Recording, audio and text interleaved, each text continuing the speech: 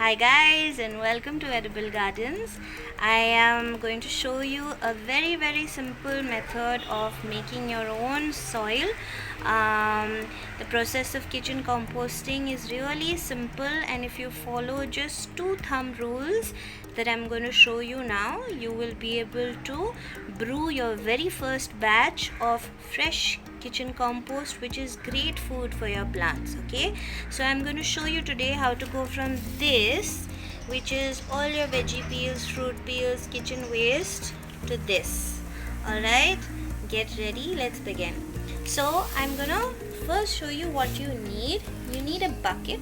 So I use this bucket which I have got from the Radiwala, and I have made some holes in it, if you can see, on the sides and there at the bottom. So there are 4 holes at the bottom and 1 on each side.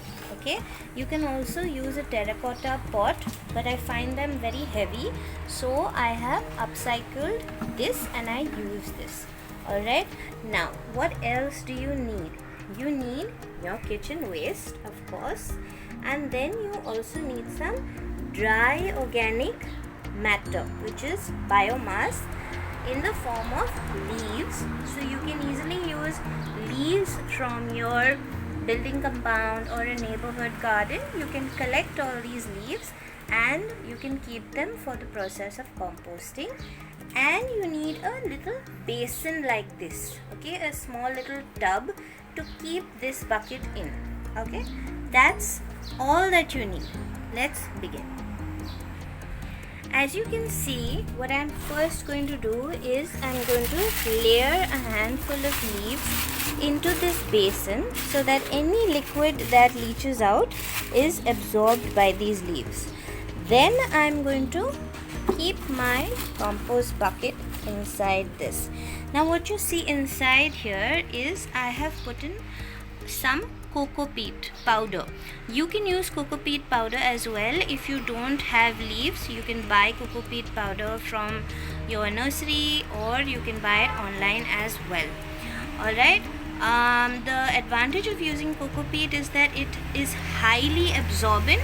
So any liquid that comes out from your kitchen waste will be immediately absorbed, and you will barely have any liquid leaching out into the tub below. Alright, so your first layer is the brown matter. You could either use leaves, you could use this cocoa peat like I have shown you, you could use wood chips or sawdust. You could use essentially any brown organic matter that you find in nature. Alright, so once you have put this first layer of brown, you have to add your kitchen waste. Now the first thumb rule, remember I mentioned there are 2 thumb rules. So the first thumb rule that I'm going to repeat to you is that whatever container you're using, you must ensure that it has these holes. Remember I showed you that it has holes at the bottom as well as these holes on the side that you can see, because the microbes that happen in this aerobic method of composting require air to circulate, and that's how they will live and thrive. Alright, your second thumb rule is layering. Brown upon green upon brown upon green. So the brown is the brown organic biomass that I've just told you about, and the green stands for all your kitchen waste. Okay, so your kitchen waste is right here, which I'm going to layer on top of the brown. So you see how I'm just dropping all of them inside the bucket. Now what you just need to ensure that it's leveled. It's a level playing field, like they say, okay, so that it's not up and down. Okay, once you level it, what's your next step? As part of your second thumb rule, you have to layer, right? So you have to add your brown organic matter. So now I'm going to just grab some leaves and add it here. What's extremely important is that the same amount of veggie peels that you have added, you have to put in the same amount of brown matter. Why is that? Because if you don't put the same amount, and if you have put too many wet veggie and fruit peels, the leaves won't be able to absorb the liquid, and then you'll have a lot of leachate, that's that liquid that's coming into the tub, and we want to have as little of it happening, so that you don't want to have to keep removing the liquid every day or every 2-3 days. It should be a self-sustainable system. The basin at the bottom is kept only just in case, so that any liquid that comes out doesn't stain your tiles or any such thing. Alright, this is the simple method of composting. Once you're done with this, all you need to do is cover it. The covering is not necessary, it's just to protect it from any pets that you might have at home, to stop them from jumping into this, or any other kind of birds or something that may want to explore, and you simply cover it like this. If you don't have a bucket like this, you can cover it with a steel cover like this as well. Okay, the cover doesn't matter, but the most important 2 steps are your ventilated bucket as well as your layering your green and brown layers one on top of the other. You must always start with your brown layer at the bottom and brown layer inside the bucket, and then you go on with your brown green, brown green, brown green. Visualize a sandwich when you are doing this. In a sandwich you have 2 slices of bread. These 2 slices of bread are what sandwich you're filling in between. So your composting system is similar from a method point of view. We are following the aerobic system of composting, in which there is absolutely no smell, there is absolutely no chance of any kind of gases coming out or any such issue. Alright, it's a very simple system.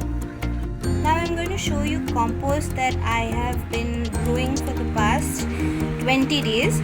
This I have topped it up with cocoa peat, as you can see, because I wanted to just absorb the last final layer of any kind of excess liquid.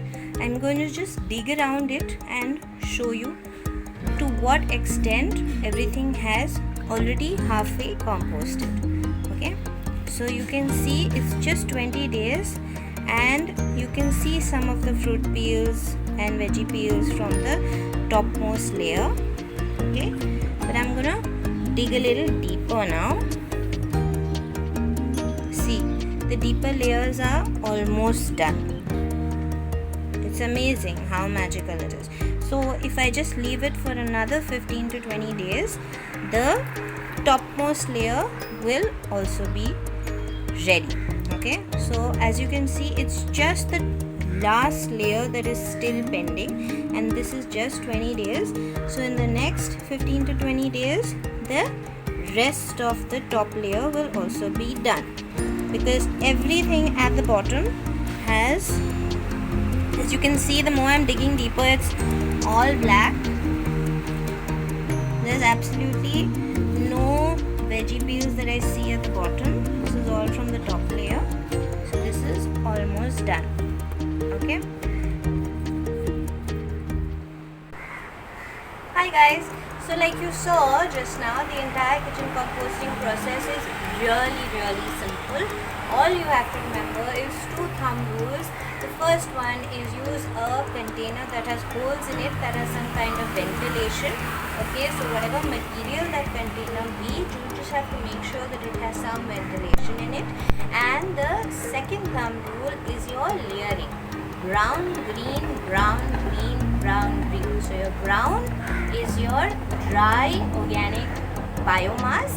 It could be leaves, it could be sawdust, it could be wood chips, it could be cocoa peat, like I told you, it could be coconut husk, etc, etc. Okay, and you top that up with your kitchen waste. Now, apart from veggie peels, fruit peels, what else can you put in your composter? You can put in leftover food from the previous day. You can put in non-veg, that's your skin, blood, etc. as well. You can also put in nails that we chip off and hair. Okay, all of these things are also biodegradable because they come from us, and you can put these as well. You can put in eggshells, you can put in other stuff like pista shells. Okay, so shells essentially. All of these you can put into your compost. Now, the method that I have shown you does not require you to add any activator. They say that you need to add a powder. Many companies, many people tell you to do that, a powder which has activated enzymes. You really don't need to do that, because the aerated system that you have created and the layering that you're doing automatically creates a favorable environment for the aerobic microbes to be born, and that itself takes care of the process of composting. Okay, now like you saw in the video, I have shown you how to layer brown, then your kitchen waste, and then again brown. People will ask me, oh, but in a house of 4 people, there is so much waste that's generated. Within a day, that bucket will be full. So in my house, the 3 of us, we generate a sizable amount of veggie waste.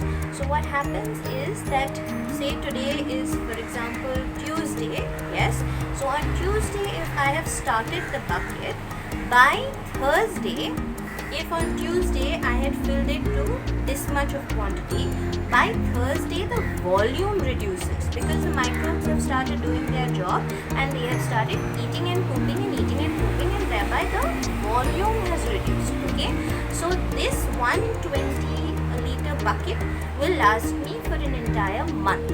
Okay, once your bucket is full, you need to let it rest for maybe a week or so, because your top layer, like I showed you in the second bucket, your top layer still needs some time to be converted into compost.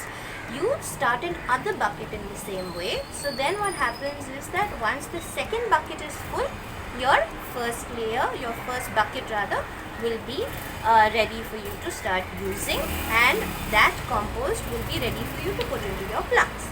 It's that simple. So I'm urging all of you to start composting today itself, and using this video you can follow the simple 2 thumb rules that I have shown you to make your composting easy. Okay, thank you so much, and for any questions you can always DM me. I'm available for online consultations also, guys, so you can please ping me if you need any help with setting up your edible garden. Alright, thank you.